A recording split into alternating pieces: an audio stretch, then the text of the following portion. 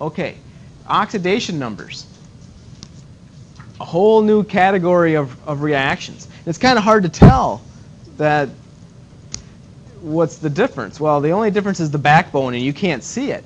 Whether it's cell communication or what's going on inside cells, or rust, or even fire when you burn stuff. These are all oxidation reduction, or we call them redox reactions.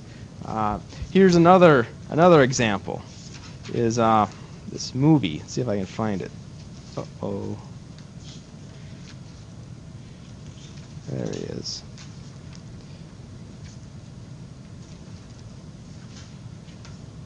So you're heating this thing up, and you can see the copper shows up, or it doesn't.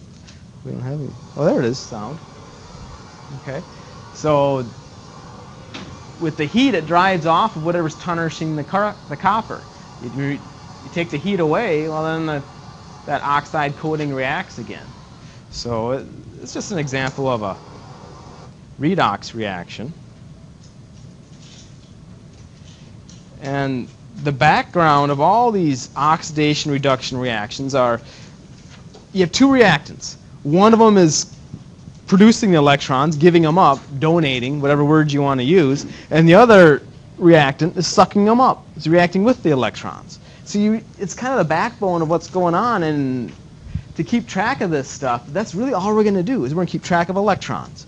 We're bookkeepers. We're accountants with electrons. But to do that, we need to assign everything an oxidation state and just see where these electrons are going. And that's what we're going to use to really work with these oxidation reduction reactions. Something called oxidation numbers. We're going to assign everything an oxidation number and keep track of them and see how they change as the reaction goes from reactants to products. So let's take a look at some of these rules, our game plan for redox. Elements. So we want, like I said, we want to assign every element in a reaction an oxidation number. So if you have elements, carbon, iron, oxygen, how do they exist in nature? Like carbon is just a solid, so you write CS. Iron's a solid. But oxygen isn't. Oxygen is a gas, right, at room temp here. And it's also, is it O or is it O? It's O2, really. So all these things, nitrogen, gas, all these elements in their natural state, at room temp, copper, calcium, they're all zeros. So how I like to do it is I like to write the oxidation state above them and then circle it. So they're all zero. What's the charge on all this stuff? Kelly, what's the charge on all that stuff I just wrote? 0. Their convention is if you don't see a superscript up here, right, carbon solid, if you don't see anything right here, it's 0. If it's a 1, if they want the charge to be 1, they have to write a +1 in there. If they want the charge to be +2, they have to write a +2. -1, you have to write a -1. Nothing, it's neutral. It's 0. So that's something that we need to remember too. Okay, so anyway, elements in their natural state, oxidation number 0. Monatomic ions. Mono means 1 from our Greek counting. So monatomic ions, -2. What else is there? You could have iron 3. You could have C-4, right? You have all these monatomic ions. An element all by itself, you give it a charge, monatomic ion. Well, what are their oxidation numbers? It's just the charge. So this would be +3. Oxygen here would be a -2. Carbon here would be a -4, right? Okay, it's not too bad so far. Just some things that we have to remember. So rule numbers. So that's rules 1 and 2. Rule 1 is elements in their natural state. They're all 0, oxidation numbers. Rule 2, monatomic ions. An element all by itself has a charge. That's what its oxidation number is. No big deal so far. This rule's even easier. Oxidation number of oxygen is -2. Now the stuff that's not underlined, I wouldn't really worry about because I mean, I got this from the book, but like 0.1% of the problems are going to be those exceptions. I wouldn't even really worry about them. We have enough on our plate. Just realize oxidation number of oxygen in anything is -2. Right? Right? Oxidation number of oxygen is -2. For example, if we had Fe2O3 or something, any compound. Oh, what's oxygen? It's -2. Just assign it -2 if you see oxygen in something. Hydrogen, it's always +1. You see hydrogen in something. Oh, I don't know, calcium hydroxide. What's hydrogen? Oh, it's +1. Okay? So if you see hydrogen in anything, you just assign it +1. The halogens, pretty much fluorine is -1. You see F somewhere, it's going to be -1. Oh, what's an example of something? HF. Oh, you see fluorine, it's got to be -1. Okay? So fluorine is always -1. I guess unless you saw fluorine in its natural state, right? Well, then it's 0, right? Because that's that going up to that rule number 1, they're elements. The last rule is probably the one you're going to be using a lot. The sum of the oxidation numbers, let's see. Sum of the oxidation numbers equals the charge. Doesn't matter what it is. The sum of the oxidation numbers always equals the charge. For example, if I had Fe2O3, I have 2 irons and how many oxygens?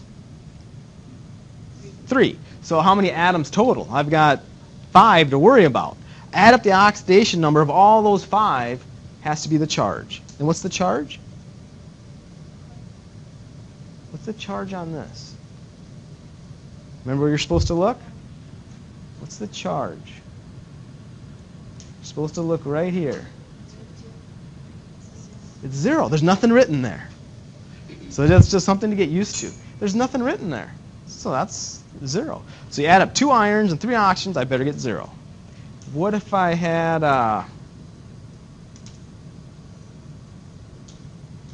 sulfate? I've got 1 S and 4 oxygens. Add up all those, I better get what? -2. See how the charge thing's working? Very often there's nothing written there, though. Okay. Like, look at these guys. H3PO4. We want to determine the oxidation number for everything in every compound. Now, Jesus, some things we have rules for, others we don't. So if you don't have a rule for it, don't mess with it. Which element in A do we not have a rule for? The H, the P, or the O? The phosphorus. Don't mess with the phosphorus. Right? There's no rule for them. But there is for everything else. So, Aaron, what can we write for, I don't know, the H or the O? H + 1. And circle it. That means that's H's oxidation number. O, Summer. O was -2. Circle it. Okay. Now we have to do some math, though, because we have 3 hydrogens. So I'm not going to circle my +3 because my convention is how I like to do it, is I like to circle my oxidation numbers.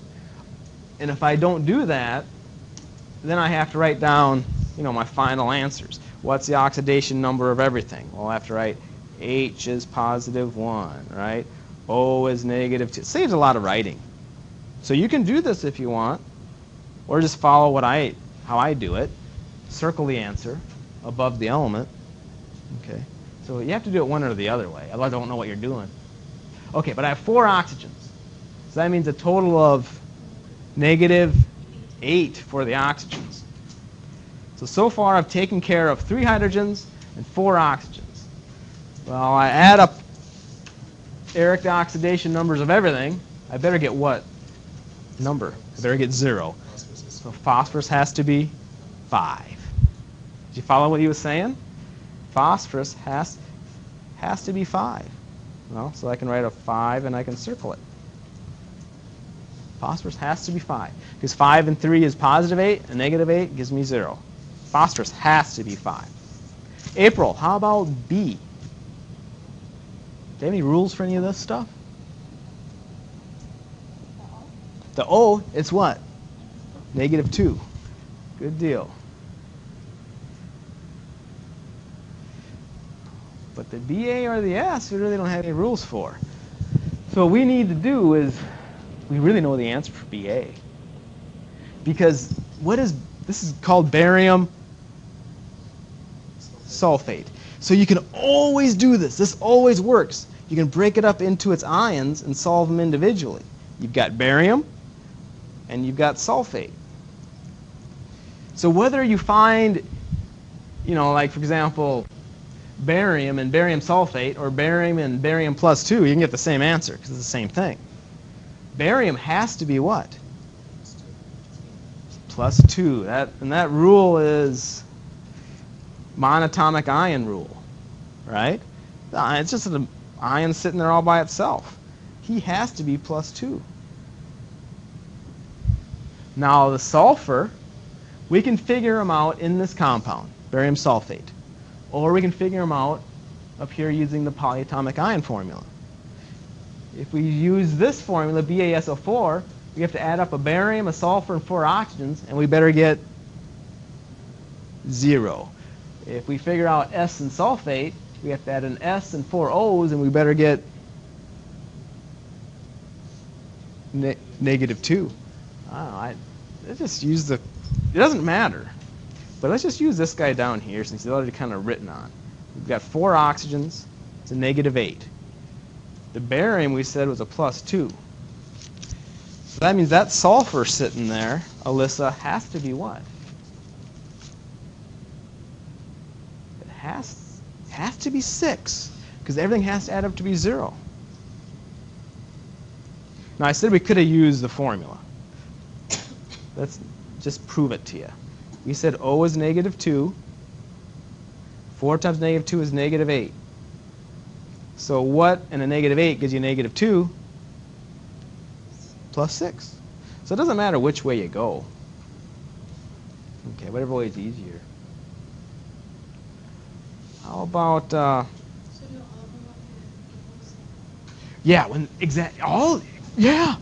Summer, you're right. There's no charge written on anything in this problem. So you add up everything, you better get 0. Unless you break it up into its ions like this guy, like sulfate. Okay? How about C? Jared, what can we... C is not an easy one unless you know the tricks to this.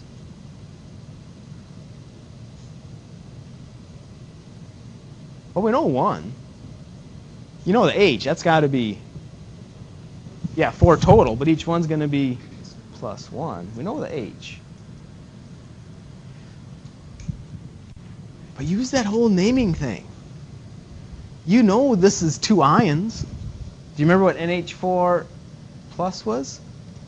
Ammonium. And this is chloride, right? So really this is NH4 plus and Cl with a minus. So what does Cl have to be? It has to be negative 1. See, that's why I think this is a hard one, because if you don't break it up into its ions, I don't see how you could figure it out. You have to. Otherwise, how would you know chlorine's a negative 1? It's ammonium, NH4 plus, and chloride. So chloride is, right? Chloride is a negative 1. So we can figure out the N now. We can figure out the N using this, or using what we've been writing down below. Might as well stick to it. We've got a negative 1 and a positive 4. That's going to be a positive 3. So N has to be negative 3 because the whole thing has to add up to be 0.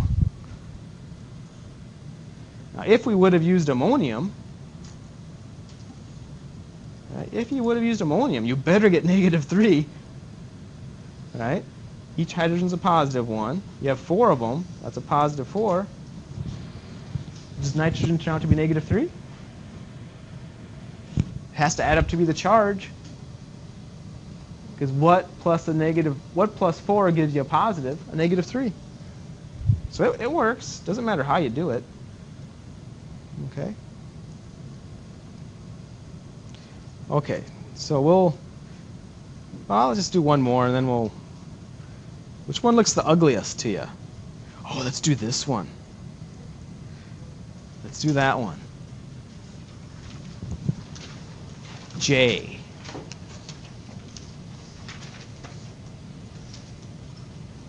Got to figure out, you have 2 chromiums and 3 sulfurs. You see the trick to doing this? Jesus, you see the trick? We didn't have rules for any of these. So you have to write them as or break them up into their ions. So that's going to be chromium with what power? Sorry, chromium with what charge? Plus 3. And sulfur's got a negative 2. Now you can go on and do some more, but aren't you done? Chromium has to be 3. Sulfur has to be 2, or has to be negative 2. We're done. Chromium has to be 3. Sulfur has to be negative 2. And you could finish it if you want. I mean, 2 times plus 3 is a positive 6. 3 times negative 2 is a negative 6. They add up to be 0. All right, so we'll get back. We'll do a bunch more of those, but I added a few things in here to try to make the notation, make our terminology a little more practiced. If a compound in a reaction, so one of these reactants, it gets oxidized. Well, let's do this one first. It makes more sense. EX3. If a compound gets reduced, then that means its oxidation state becomes what in going from reactant to product? Probably. What would you guess, Monica Lopez? This reactant gets reduced in going from reactants to products. So his oxidation state becomes more negative, reduced negative. Yep. And if a reactant, right, gets oxidized, that means its oxidation state becomes more positive. So that's just some terminology that we need to get used to. If the oxidation number goes down, that reactant got reduced. If the oxidation number goes up, gets more positive, that reactant got oxidized. So we just need to get used to it. So another couple things we need to get used to are oxidizing and reducing agents. They're going to give us a reaction. Okay, what's the oxidizing agent? What's the reducing agent? Well, you have 0.1 seconds on the exam or the quiz. You have to circle something. You're going to circle what for oxidizing or reducing agents? They're always what?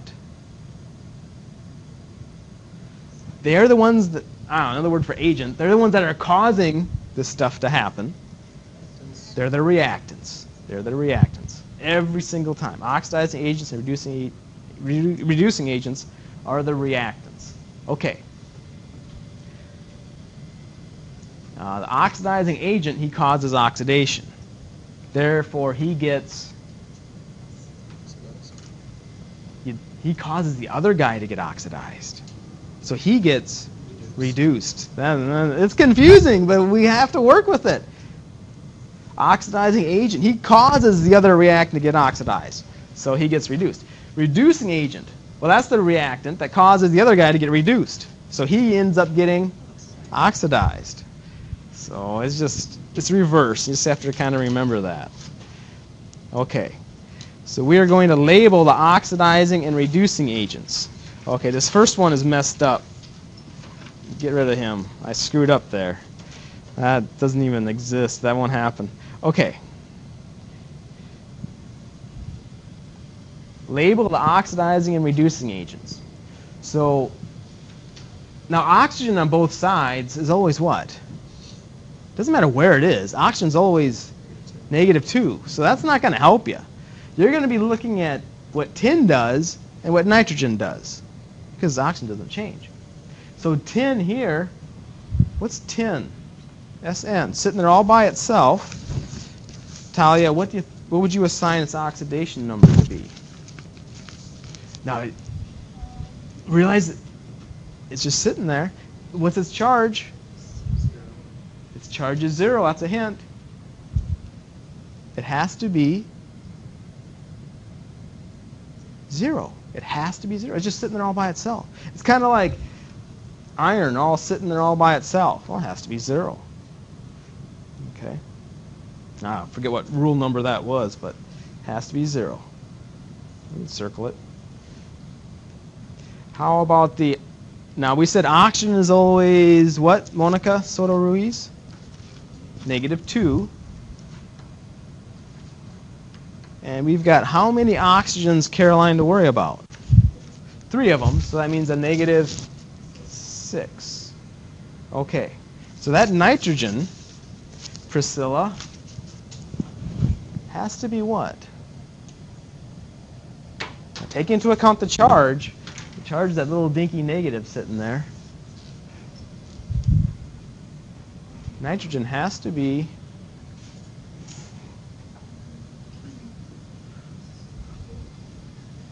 you can just test it, right? I would just put any number. If you think it's 4, +4 and a -6, you'd end up with -2.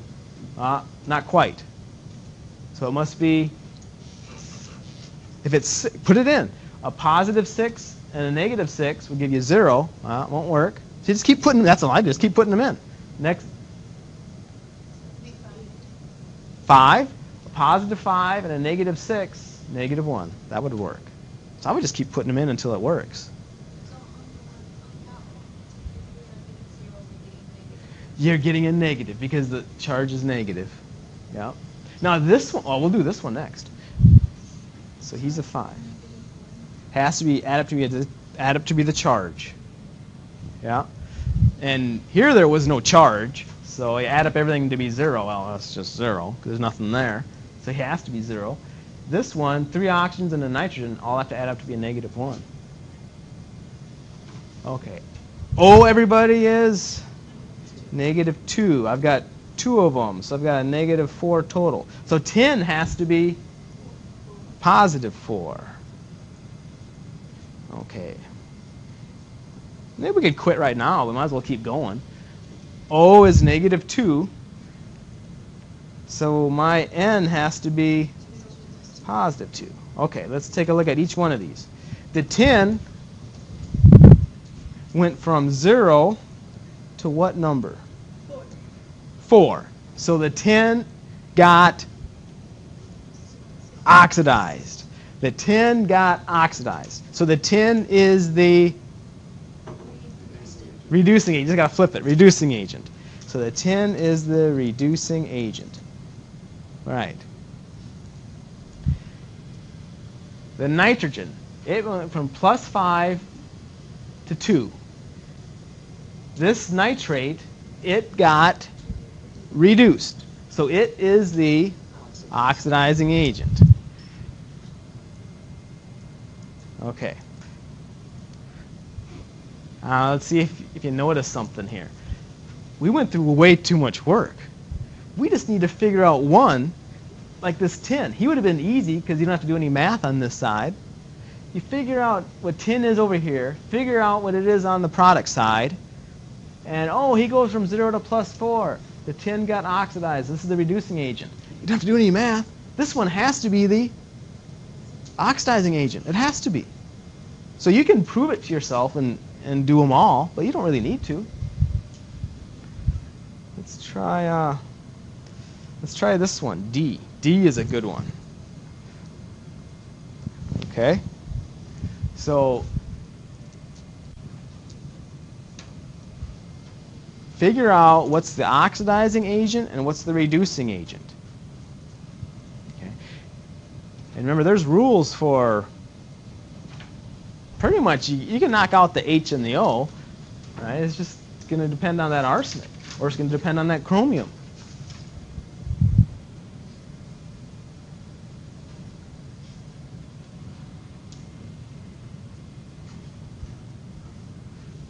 not sure, I'll be glad to help you out here. If you're not sure where we're going.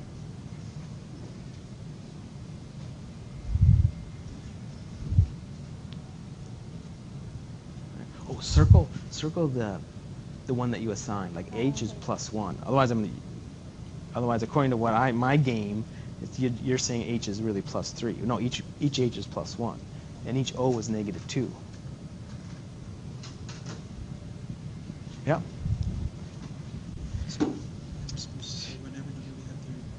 It has to add up to be 0 because this compound doesn't have a charge. So you've got what +3 and a -6 would give you a 0. So 3 and a -6 would be a -3. So this has to be what in a -3 would give you a 0. No, a +3 and a -6 will give you a -3 total so far. -3, so that means this guy has to be +3. Because then a +3 and -3 will give you my 0. So that AS should be +3. So hopefully you're getting +3 for that first arsenic, right? And then circle the, you're circling the wrong ones. Because when you circle, the number that you circle, if you want to follow my notation, the number you circle has to be the oxidation state of that element. If you want to play the circling game, otherwise you have to go to the side and write H equals AS equals, right? That's fine, you can do that. But if you don't want to go through that, you have to circle the oxidation number that you assign. So that means each H is +1, so I'm circling the +1. Don't circle the +3, because that's just the total oxidation states. O -2, -6. This guy has to be +3. Because the 3 and a 3 is +6, and I need to get my 0. Okay. The chromium would probably be the easy. I don't know if you noticed this. The chromium, it's going to be a lot easier to solve this question just messing with chromium. Because you know over here it has to be +3. Then you only have to figure out chromium over here. Instead of, doing all that guy. But it really doesn't matter. It's about the same amount of work everywhere. But let's just keep going here. -2. That's -14. So I need a what number here? If I have a +14, I need a positive what? I need a +12 because it has to add up to be a -2. So if this has to be a +12, what does the chromium? Chromium has to be 6. Good, you noticed it because there's 2 of them. So every chromium has to be a 6. Okay.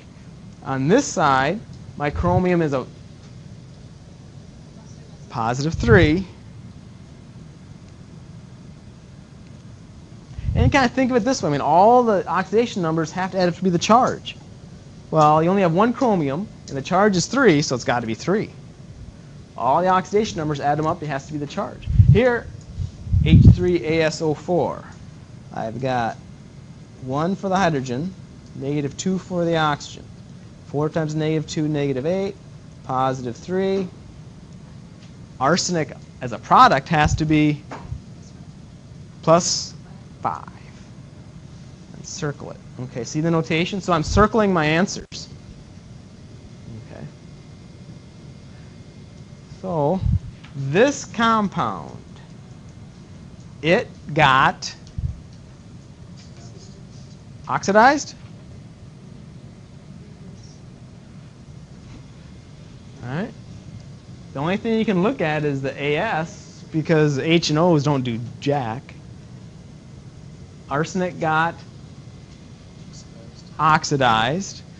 So this compound is the reducing agent.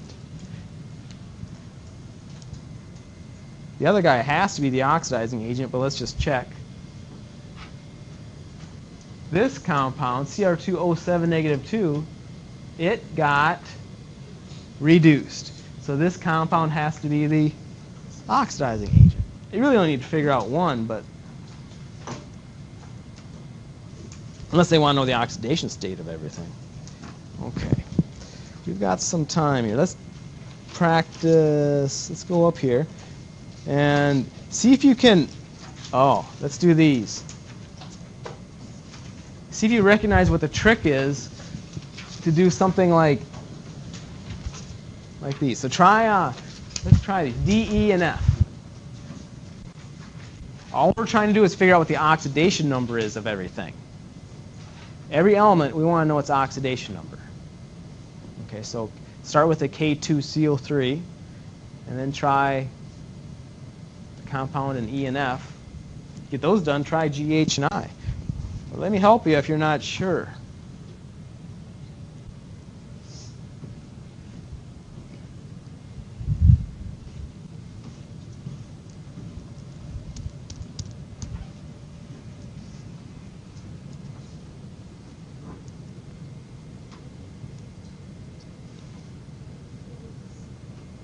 Remember the trick of breaking it up into its ions? I think that's really the way to go on every single one of these. It makes life so much easier. Okay, but there's 2 Ks. You're close. So each one, K is a, I would start, oh, let me erase it. Remember carbonate's a -2, so that if you just start out like here. Complicated system. K2CO3. So he was a -2, right? That was a 2. The K was a plus, right? If you're going to write the ions, we're really talking about K plus and CO3 -2. So, yeah, so you'd really write a +1 here and circle it. And a +2. Yep.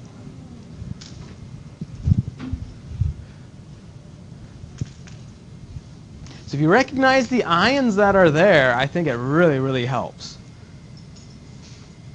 Yep. So if you have a 2 after the nitrate, that means you actually have 6 oxygens and 2 nitrogens. Right? So if you mess with this compound, it might be easier for E and F, recognize that little 2 means that I actually have 6 oxygens in E. In F, I actually have 8 oxygens. It'd be a lot easier just to break them up into their ions. Otherwise, you've got a lot to keep track of, I think. I would break up E into its ions, break up F into its ions, and solve the question that way. In fact, I even do that for D. Life is a lot easier if you break everything up into its ions, right? Like D, you should have K pluses, and you should have carbonates, right? In E, break up into its ions. You're going to have Fe with what charge? A 2, and you're going to have NO3 with what charge? A minus. Right? Because look at do the diagonal thing with the charges. Do the same thing with F. And life is a lot easier. In fact, it even gives you the answers. You're halfway there when you do that. Like, iron will be +2 in E.